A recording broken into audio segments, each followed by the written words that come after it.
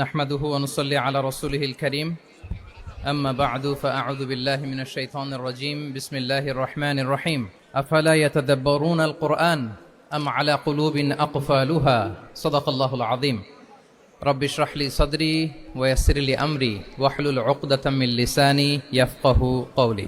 তানজিমুল উম্মাহ foundation কর্তৃক আয়োজিত 13তম হিফজুল কোরআন অ্যাওয়ার্ডের আজকের এ চমৎকার আয়োজনে, এ চমৎকার অনুষ্ঠানে আপনারা যারা উপস্থিত হয়েছেন আপনাদের সবাইকে জানাচ্ছি আন্তরিক শুভেচ্ছা এবং মোবারকবাদ। আহলান ওয়া সাহলান ওয়া মারহাবান বিকুম ফি হাযাল লিকা আত-তাইয়্যিব আল মুবারাক। আমি শুরুতেই আল্লাহ রাব্বুল ইজ্জা ওয়াল জালালের দরবারে শুকরিয়া জ্ঞাপন করছি, যিনি আমাদেরকে এরকম চমৎকার একটি বরকতময় প্রোগ্রামে একত্রিত করেছেন। আমরা সবাই পড়ছি কালিমাতুশ শুকর আলহামদুলিল্লাহ। আল্লাহ তাআলার দরবারে শুকরিয়া জ্ঞাপনের পাশাপাশি আমি আজকের প্রোগ্রামের যারা অর্গানাইজার, আয়োজক, তাদেরকে অন্তরের অন্তঃস্থল থেকে শুকরিয়া জানাতে চাই। এরকম চমৎকার প্রোগ্রামে আমাকে ইনভাইট করবার জন্য আমি অত্যন্ত সম্মানিত বোধ করছি। এরকম চমৎকার একটি কোরআনের প্রোগ্রামে অংশগ্রহণ করার সুযোগ পেয়ে আজকের প্রোগ্রামে উপস্থিত আছেন তানজিমুল উম্মাহ ফাউন্ডেশনের সম্মানিত পরিচালনা পর্ষদ, উপস্থিত আছেন তানজিমুল উম্মাহ ফাউন্ডেশনের সম্মানিত শিক্ষকবৃন্দ, শুভাকাঙ্ক্ষীবৃন্দ, অভিভাবক মণ্ডলী এবং হেফজ কমপ্লিট করা শিক্ষার্থী বন্ধুরা, সাংবাদিক বন্ধুরা, ভলান্টিয়ার্স, আমি সবাইকে আবারও অন্তরের অন্তঃস্থল থেকে শুভেচ্ছা জানিয়ে শুরু করছি। শুরুতে আমি আজকের প্রোগ্রামের যারা মধ্যমণি, যারা হুফাজুল কোরআন, যারা অ্যাওয়ার্ড রিসিভ করেছে তাদেরকে আমি অফিসিয়ালি কংগ্রেচুলেট করতে চাই, অভিনন্দন জানাতে চাই যে তোমরা অনেক বড় একটি অর্জন ইতিমধ্যে সম্পন্ন করেছো, আলহামদুলিল্লাহ। এটা একটা হিউজ মাইলস্টোন। এটা যে কত বড় একটা নেয়মা বা সৌভাগ্য এটা কল্পনা করা যায় না। যে কোরআনকে বলা হয় এটা বিয়ন্ডলেস, বাউন্ডলেস, বটমলেস, মহাবিশ্বের মহাবিশ্বয় মহাগ্রন্থ আল কোরআন আল কারিমকে তোমরা তোমাদের সিনায় ধারণ করেছ। এটা অনেক বড় সৌভাগ্যের একটা ব্যাপার। আল্লাহ তাআলা ইরশাদ করছেন, ইন্না নাহনু নাযালনা যিকরা ওয়া ইন্না লাহু লাহাফিযুন। নিশ্চয় আমি এই কোরআনকে নাজিল করেছি এবং এই কোরআন আল করিমকে সংরক্ষণের দায়িত্ব আমি নিজেই নিয়েছি। কোরআন আল করিমকে পৃথিবীতে প্রিজার্ভ করা বা সংরক্ষণ করা এটা আল্লাহ তাআলা তোমাদের মাধ্যমে করেছে। আলহামদুলিল্লাহ সুম্মা আলহামদুলিল্লাহ। এটা অনেক বড় সৌভাগ্যের ব্যাপার এবং সবার নসিবে এটা থাকে না। যাদেরকে আল্লাহ তাআলা পছন্দ করেন, যারা চুজেন পার্সোনালিটি টু আল্লাহ সুবহানাহু ওয়া তাআলা, শুধুমাত্র কেবলমাত্র একমাত্র তাদেরকেই আল্লাহ তাআলা এই সৌভাগ্য দান করেন। তো এই যে মাইল ফলক তোমরা স্পর্শ করেছো, এটা তোমাদের জীবনের অনেক বড় একটা অর্জন এবং নানা ধরনের খুশ নসিব তোমাদের ব্যাপারে ঘোষিত হয়েছে হাদিসে। আল মাহিরু বিল কোরআন মা আসসাফারাতিল কিরামিল বারারা ইকরা ওয়ারতাকি ওয়ারাত্তিল কামা কুনতা তুরাত্তিলু ফিদ দুনিয়া ফাইন্না মানজিলাতাকা ফি আখিরি আয়াতিন তাকরাউহা। আজকের এই অ্যাওয়ার্ড গিভিং সেরিমনিতে এসে তোমাদের কত ভাল লাগছে। সবার চেয়ে তোমরা আলাদা, স্পেশাল পোশাক তোমাদের জন্য ক্রেস্ট দেয়া হয়েছে, সামনে এসে ফটো সেশনে অংশগ্রহণ করছো। এর চেয়েও অনেক বড় একটা কনফারেন্সে, এর চেয়েও অনেক বড় একটা কনভেনশন হলে, এর চেয়ে অনেক বড় আয়োজন করে সেদিন তোমাদেরকে বলা হবে ইকরা ওয়ারতাকি ওয়ারাত্তিল কামা কুনতা তুরাত্তিলু ফিদ দুনিয়া। পড়ো, ধীরস্থির ভাবে পড়ো, যেমনি দুনিয়াতে পড়তে তার তিলের সাথে।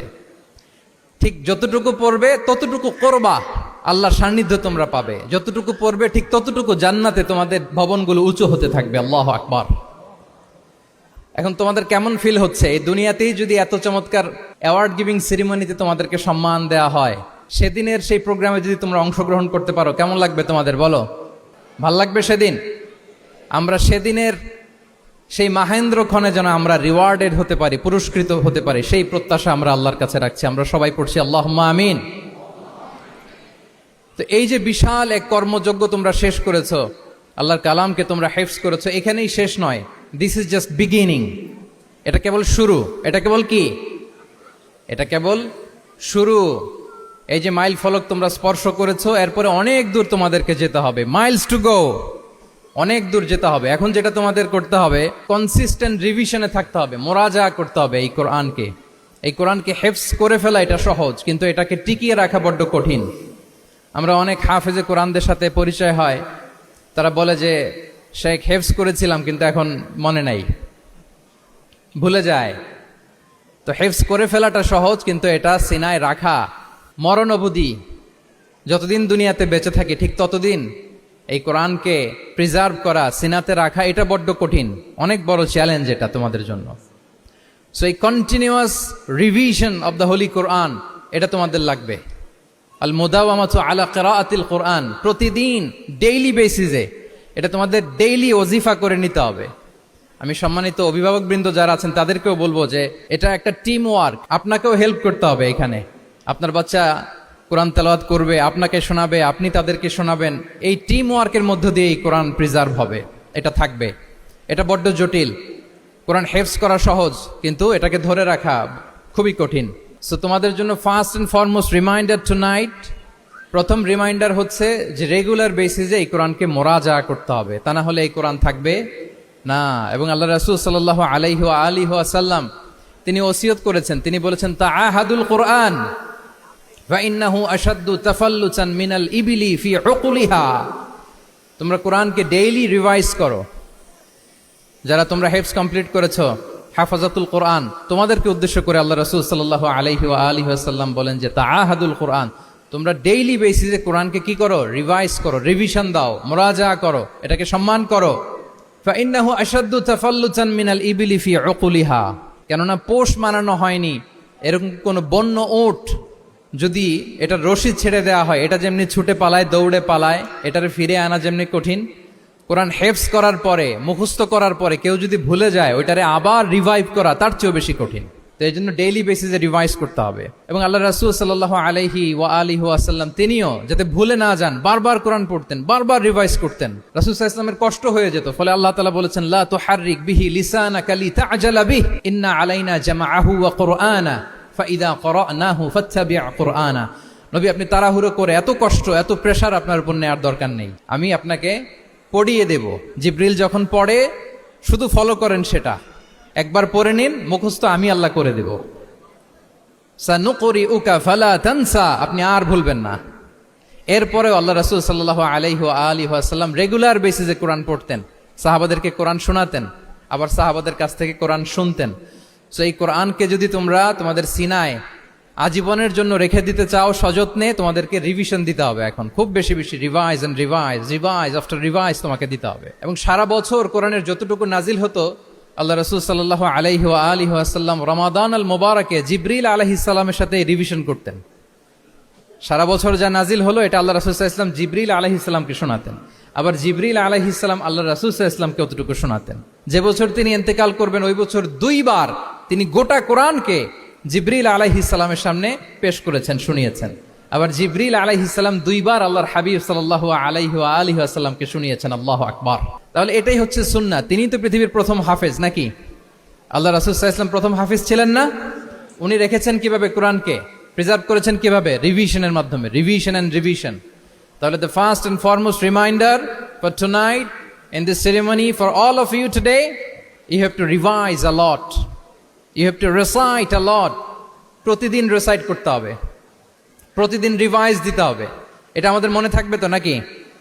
শিক্ষার্থী বন্ধুরা আওয়াজ করো, মেক এ নয়েজ, মনে থাকবে ইনশাআল্লাহ বিইذنিল্লাহ। তাহলে প্রথম কাজ হচ্ছে আমাদেরকে রিভাইজ করতে হবে। পাশাপাশি এই যে 114 সূরা তোমরা এই সিনার ভিতরে নিয়ে নিলা, মুখস্থ করে ফেললা, আল্লাহ তাআলা যা বলার তিনি সব এই কোরআনে বলে দিয়েছেন, নতুন করে আর কিছু বলবেন না। এটা তো দ্য লেটেস্ট রেভেলেশন, এরপরে আর কোনো ওহী আসবে না, প্রত্যাদেশ আসবে না। ফলে আল্লাহ তাআলা আমাদেরকে যা বলার সব বলে দিয়েছেন।